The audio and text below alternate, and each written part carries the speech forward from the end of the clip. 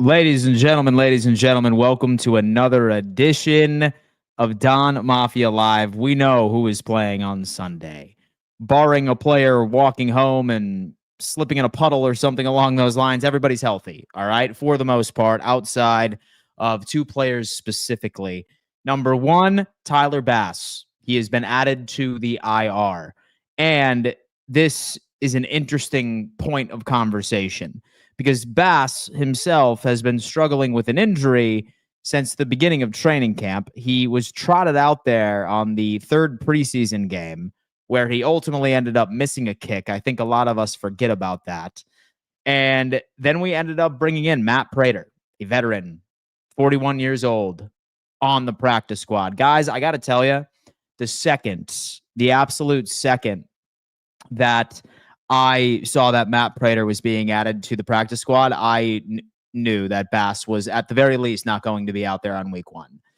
When he was continuously not practicing during preseason games, during training camp, I all but knew that he was not going to be out there. So that is going to be an interesting dynamic. And then doubtful is going to be Tre'Davious White. So we're going to be taking a look at this injury report. We are going to be unpacking all of these things that could be storylines for us walking into the game. But right before we do that, folks, as you come in, 112 of you are already in here. 81 of you are on YouTube. 24 of you are on X. Do me a favor and hit that thumbs up sign, guys. It is the easiest way to show love over here. And then also roll call in the chat. Let me know where you are tuning in from. I'm always curious to see what corner of the United States, what corner of the globe my people are tuning in from. That's including the Ravens fans in here. Welcome. I'm excited to unpack everything Buffalo Bills injury report has to say. All right, so go on ahead, roll call, and let me talk to you a little bit about Sleeper, the number one fantasy football app on the market today, player prop betting platform on the market today, and you need to take advantage of their picks option, folks. I have been battling back and forth of whether or not I think Josh Allen is going to hit his over in passing yards. I know for a fact that James Cook is about to be hitting his over in receiving yards, since in my opinion, that's one of the few ways or one of the few chinks in the armor of the Baltimore Ravens that the Buffalo Bills can take advantage of. It's sitting at 10.5, by the way, which is insane.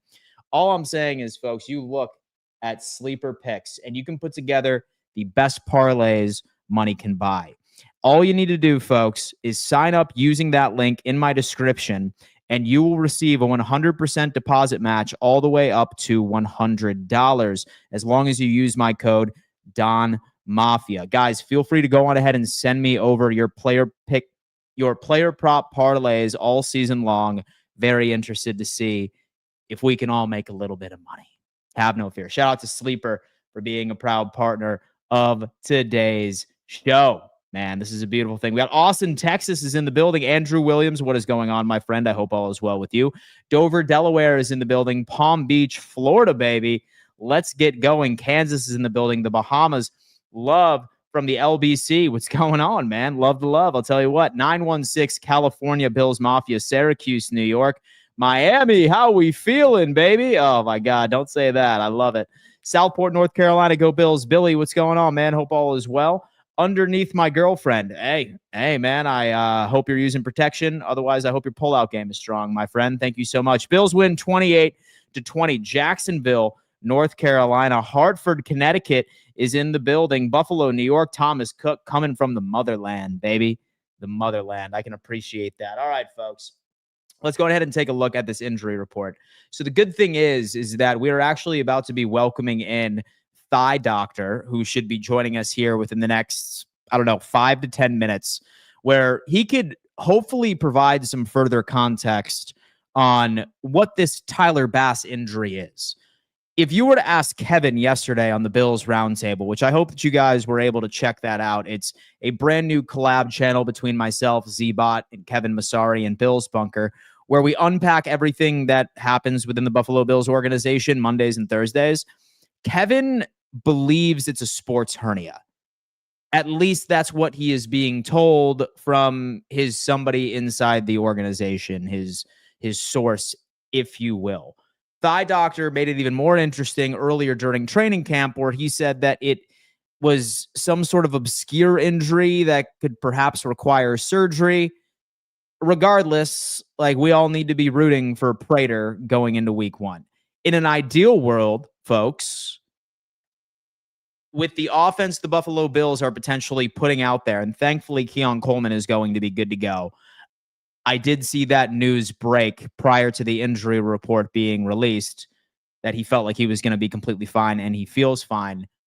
If this offense can just do their job, hopefully we only need to rely on Matt Prater for extra points. I think that that's going to have to be it. So, like, that's good. We have Elijah Moore. He was back with a full participant. That was only a personal issue. And then Khalil Shakir, obviously, he was a full participant for the past 3 days. My question with Shakir being, while he is a fully recovered from his high ankle sprain, at least on paper, is this going to affect him at all? Is he even close to 100%? I can't wait for Thigh Doc to get on here so he can provide some further context, but that's going to be something else that we need to discuss. 204 of you are in here already. 137 of you are on YouTube, guys. We need 137 like buttons hit immediately. Also, on Sunday evening, I will be doing my live play-by-play reaction. If you guys are not lucky enough to be at the game in person, have no fear, man. I will be live streaming and giving you my play-by-play reactions on Sunday night. So subscribe and turn on bell notifications. Let's get this going. So it looks like the main missing piece is Tre'Davious White. Folks, so here's the thing, right?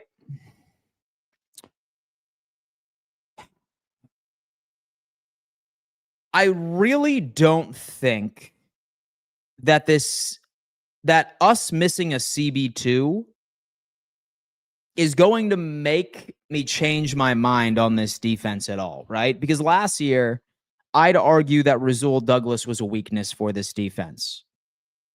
How much of an improvement was Max Harrison going to be from Rasul Douglas, right? How much of an improvement was Tre'Davious White going to be from Max Harrison?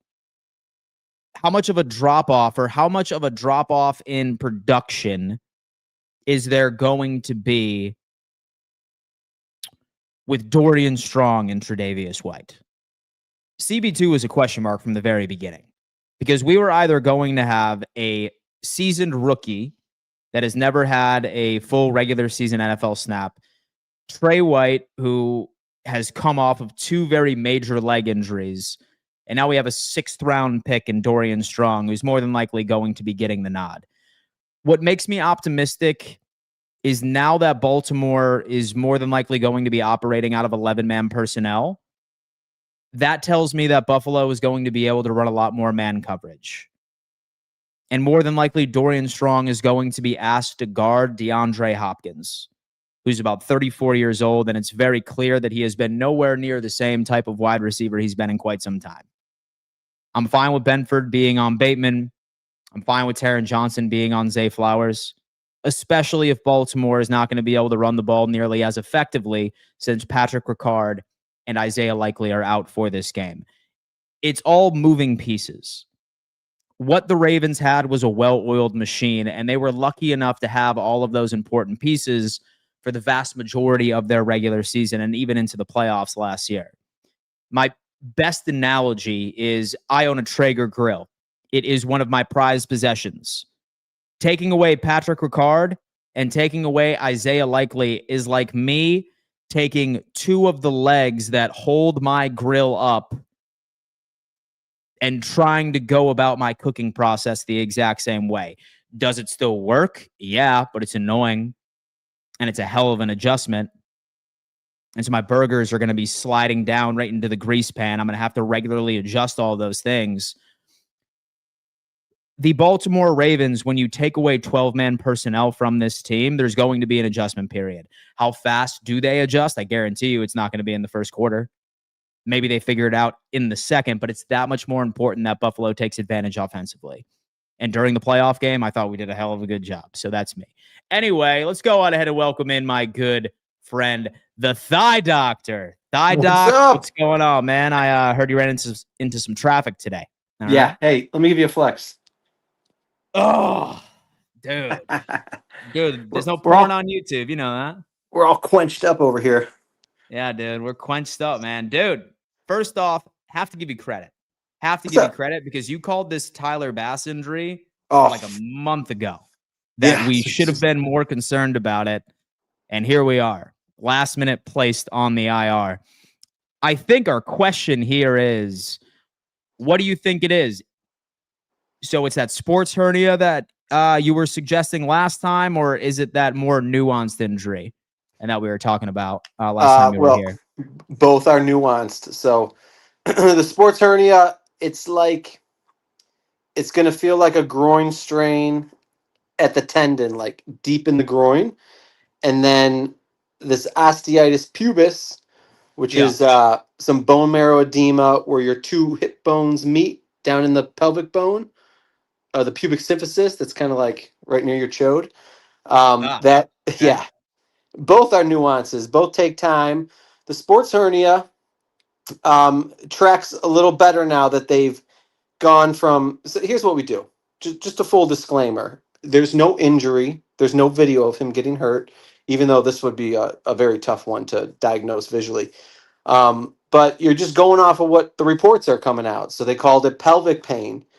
Pelvic pain's pretty specific. It's not hip. It's not groin. It's pelvic. So that's why we took these two hypotheses as what it probably was. Again, sports hernia and pubic osteitis pubis. Long story short, they've started to call it groin hip. So that's going to lean more towards a sports hernia, correct. If it kept saying pelvic, I'd lean towards the osteitis, but yeah, sports hernia. So they suck. They don't really get better. You got to get them fixed. Guys play through them, though. It's something you can dig out and get to the off season and fix, and just deal with pain management. But the surgery's a slam dunk. Let's see, Tyrod Taylor had it. This the only one. Oh, Tylen Grable had it Yeah. last year. It's like a 6 week recovery, but that's for a regular athlete. The problem with a kicker having it is a little pain, a little stiffness in your groin.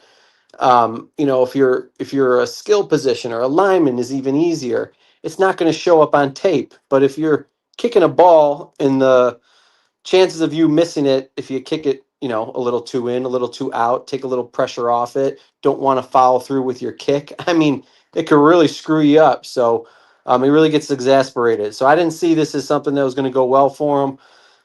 We're talking surgically, 8 weeks minimum, maybe longer Wow.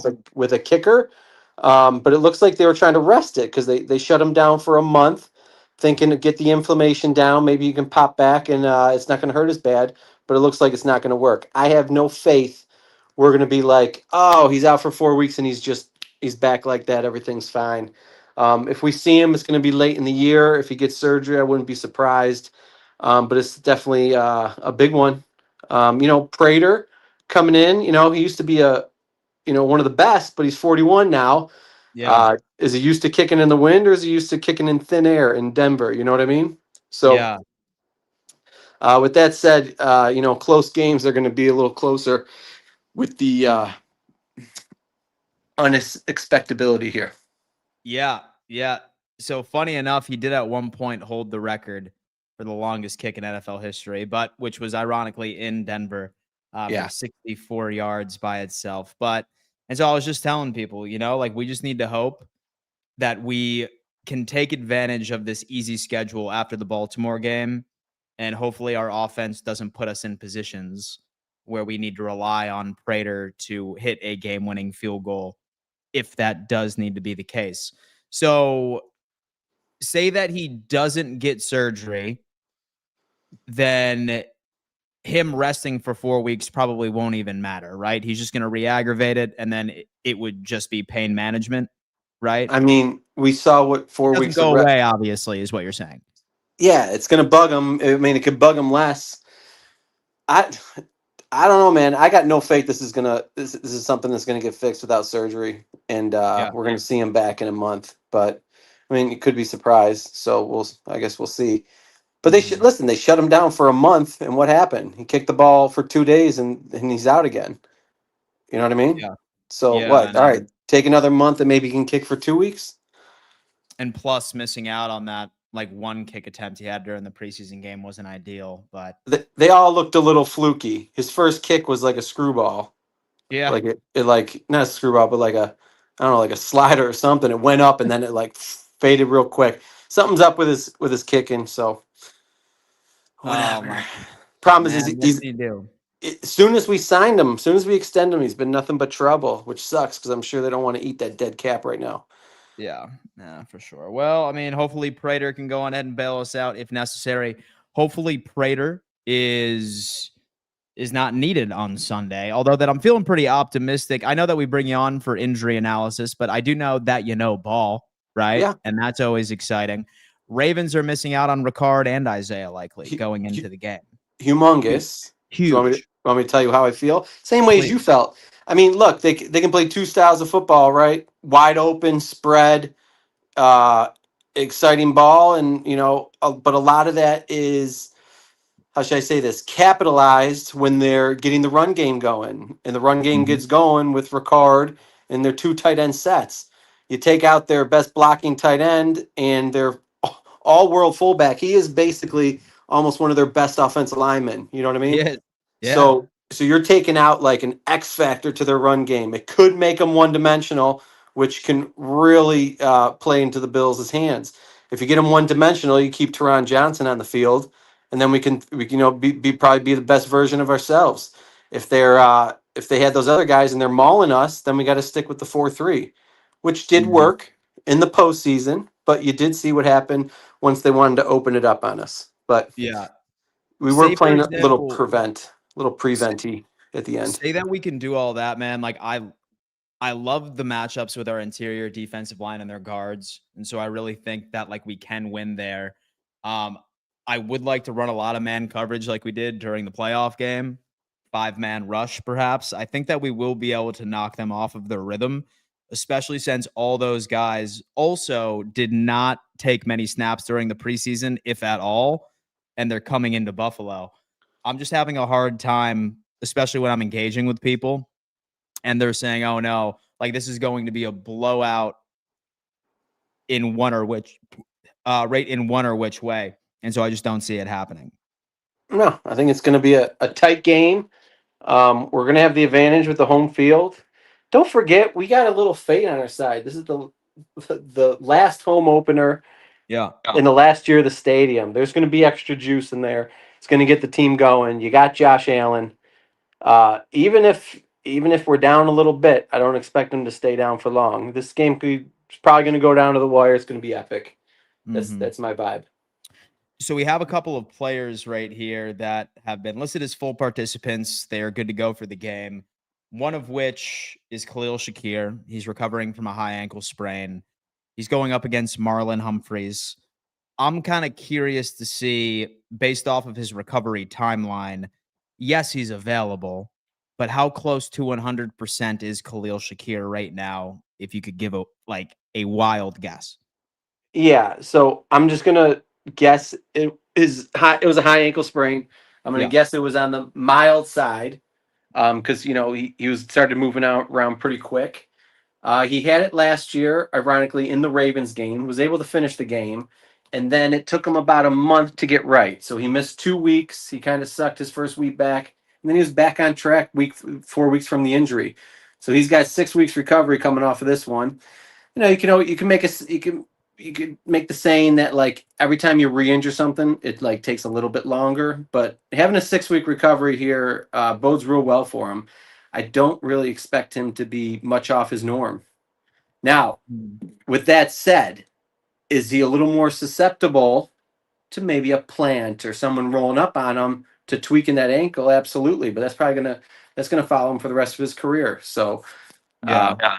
no point in worrying about this week. He's ready to roll. So for me, I don't really see a world where he leads in targets either. Um, like number one, I hate the matchup. He's probably going to be up against Marlon Humphrey, and so I do prefer the Josh Palmer versus Nate Wiggins. And it was just announced that Jair Alexander is going to be playing on week one, and he Oh was yeah. dealing with a knee issue. I was talking to my buddy Kevin, and he was just like, yeah, like that guy's probably been getting his knee drained once every other week for the past like month and a half. What are you thinking from Jair Alexander? So is he going to be rolled out there like on like a snap count? Should Josh target this guy knowing that he's probably nowhere near close to 100%, or what are your thoughts there? Um, well, I don't know the extent of his injury, but I do know he Yeah. carries around some chronic issues. So Yeah. with that said, he's like any old savvy vet where he doesn't really need practice. It is a new system for him, so that can screw him up mentally. But these guys will be juiced up. I mean, they're going to be shot up. They're going to feel good when that game starts. His longevity for the season is probably not very rosy. But Yeah. for week one, I would expect him to be fine. But you also have on our side, you got the benefit if it's a new system. The communication's different. He hasn't been practicing with them a ton. So no, I don't think this will be the best version of Jair that they can have. Will they play him completely? I don't think so. I think they will have a snap count. But Mm. I don't know who moves into the slot for them. I don't know if Yeah. he's the slot guy or he's like a part-time boundary, but Yeah. um I expected him out there the whole time, and how do I feel about it? He's a great ball player. He's got good ball skills, so don't give him any layups. But I think it's someone you can burn his first game Yeah. back. Absolutely. But he's also probably going to make some plays out there too. At least be stuff that the average Joe wouldn't stop. Yeah. Yeah. We're gonna have to see what it plays out with that one. I'm trying to think of anything else on this report. With Trey White, he's doubtful, right? I'm Trey's going to pretty be sure I out. read. Yeah, Yeah, I'm pretty sure I read something that there's only been a handful of players ever with the doubtful designation that have played. It's alarming. So I think it's probably pretty safe to say he's not going to be out there. And weirdly enough, like it went from a lower leg to a groin injury. yeah, So for both of them, so is for this him something and new or well. or So what? what I'm assuming is they don't have to declare what the injury is during the preseason. Mm, And McDermott's a bit of a nutcase, so I'm sure this factored into his gamesmanship. Um, so yeah, so when they asked him what the injury is, like Bean started it. He called it very vague at that last preseason game. It's like it was a lower leg. I mean, is the hip bone connected to the ankle? yeah, No, it's yeah, not. So it's an upper leg injury. yeah, But it is what it is. But it's a little alarming that they have that many groin injuries coming out of camp. yeah, So for a team that I don't want to blame. I love strength and conditioning coaches, but if you know, there's the year of the wrist. The wrist really isn't something that you can fix, right? It's a bone. If you break it, you break it. Groin is a common soft tissue injury. Are they squatting too much? Are they deadlifting with their legs too split? Are they getting too many reps? What's the field conditions? I don't know. That's someone with a higher pay grade and more intertwined with the team to figure out. But I would definitely mm. be researching that if I came out of camp with 4 groin injuries. That's a bit concerning. So how do you feel about the CB2 position? If like you were in charge, like who are you hoping starts? It's either that Yeah, 6th round rookie and strong or it's Ingram. What are you thinking? I think it's a little bit of a trade off. So Strong's obviously got a higher upside. He's a, I would assume he's a more physical player. So a team that wants to run the ball, he's going to be a little more stout. He's much bigger than Ingram. He's athletic too. His agility is off the charts.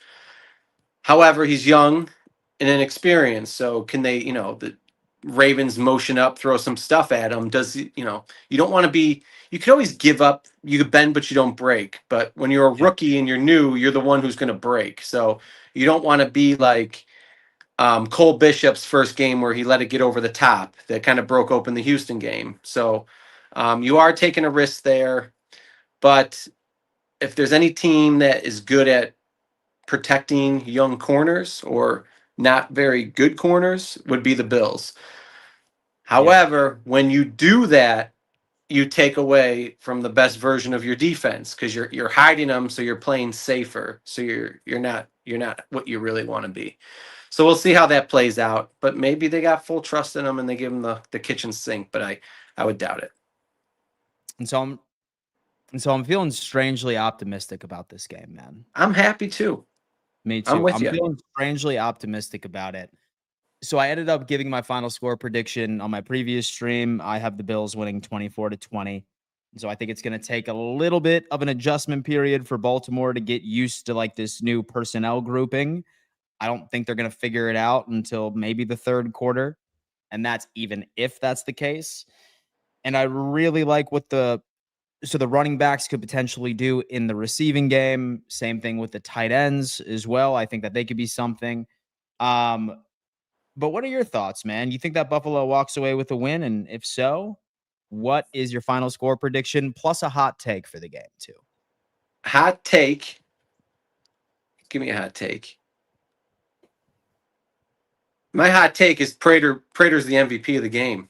Damn. And he gives off that Kyle Orton vibe. That is just hot. Like, oh man, I'm cool. Okay. Give me a beer and a cigarette after the game. I don't know. Perfect. I think that'd be hilarious. A walk-off kick. Something simple for him. I'm not expecting like a 55-yarder in the wind here. But something where we're milking it down. Maybe the score is 24-24. We put it up 27-24 walk-off. 27-24. Okay, my hot take is that the Ravens rookie kicker misses 2 field goals. Ooh, that'd be juicy. Look at that. Freaking kicking battle. And Ravens fans are going to be all up in our mentions saying the only reason we lost was because our rookie kicker missed 2 field goals.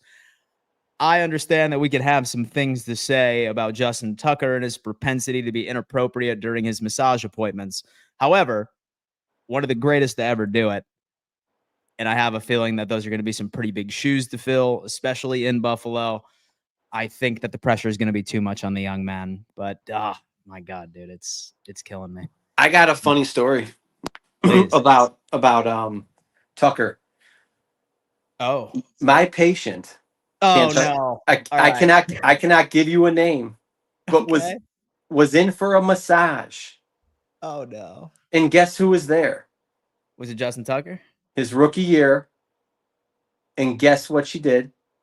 She asked for his autograph, and guess what he signed? What? The massage parlor card. Epic. I told her you got to put that on eBay. She's like, no, I'm keeping that to myself. She's keeping that to herself. How good is that? I mean, that is diabolical. Like that's diabolical. Like she could even make like a TikTok video on that, and like she'd be able to walk away like $6,000 in ad revenue. Yeah, she's already big time. Don't worry about it. Okay, I got it. Yeah. She don't need that, dude. That's insane. Yes, that's hilarious. Massage thing, dude. It's crazy too, because like you like have to imagine, since like we heard the exact same thing from Watson and we heard the exact same thing from Justin Tucker. Like, what if like there's just like an epidemic and like this happens like with a lot of athletes?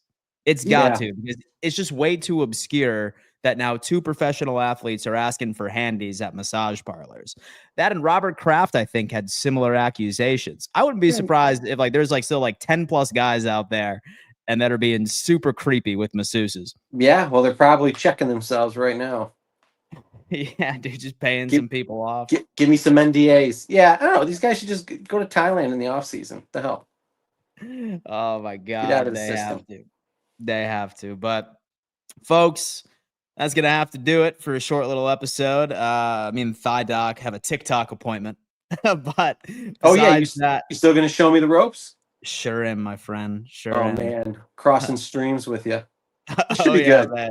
Oh yeah. Hey, don't forget, I got a website. It's live. It's live right now. I have not put an article out yet. It's called Thigh Doctor. ThighDoctor.com. ThighDoctor.com. All right, ladies and gents, this is what we're talking about. Bookmark this right now, and then I'll also go ahead and put that in my description. You see, guys, listen. You see Ralph with the helmet phone? I sure do. I sure do. When were you up there? Recently? Yeah, I go at the end of August every year. Okay, end of August. Yeah. Hey, man, that's beautiful. Yeah. Guys, listen, he is one of the best in the game. He is my go-to for all injury analysis and just yapping about Buffalo Bills football. This is Thigh Doc. and we will be welcoming on at least once a week to unpack some major injury news. Thank you for coming in, guys. I will try and be live sometime tomorrow to give you my final thoughts on the game. However, thank you so much, and hit that like button on your way out. Peace.